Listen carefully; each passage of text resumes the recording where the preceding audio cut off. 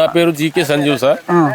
నేను అప్పటి నుంచి ఎన్నో సంవత్సరాల నుంచి ఇండి ఉంటాం. మా తాత ముత్తాత కూడా ఇండి ఉండేటోళ్ళు. కానీ ఇప్పటి వరకు మాకు పట్టది మాత్రం పెద్ద సమస్య సార్. అన్నీ ఇక నడుస్తూనే ఉన్నది.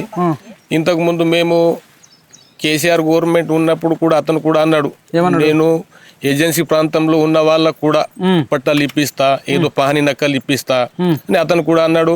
10 సంవత్సరాలు చేసిండు. అతను కూడా ఇక జాగా మీద కూర్చున్నాడు. మళ్ళీ ఇక కొత్త గవర్నమెంట్ రేవంత్ రెడ్డి సార్ ఇంద్రవెల్లి గడ్డ నుంచి స్టార్ట్ చేసిండు. ఆ గడ్డలు ఏమన్నాడు అంటే, ఇంద్రవెల్లి నుంచి నేను మొదలు పెడుతున్నా, ఇక్కడి నుంచి నేను మొదలు పెడితే ఢిల్లీ వరకు నేను పోయి ఏజెన్సీ ప్రాంతంలో ఉన్న వాళ్లకు ట్రైబల్ ఉండని 9 ట్రైబల్ ఉండని వాళ్ళది మొత్తం ప్రకారం సమాప్తి చేస్తా. నాకు ఓటేయండి, నాకు ఓటేయండి, నాకు అధికారం ఉంటే నేనే ఇస్తా. పాపం ఆయన కేసీఆర్ ను కూర్చుండబెట్టి ఈయన గవర్నమెంట్ ను రేవంత్ రెడ్డిని సర్కారు చేసినాం, సీఎం చేసినాం. ఇప్పుడైతే కొంచెమైనా తెలివి ఉండాల. మేము అన్నది గవర్నమెంట్ అప్పు చేసిన అంటలేము, మా బాధ ఉన్నదని మేము చెప్తున్నాం.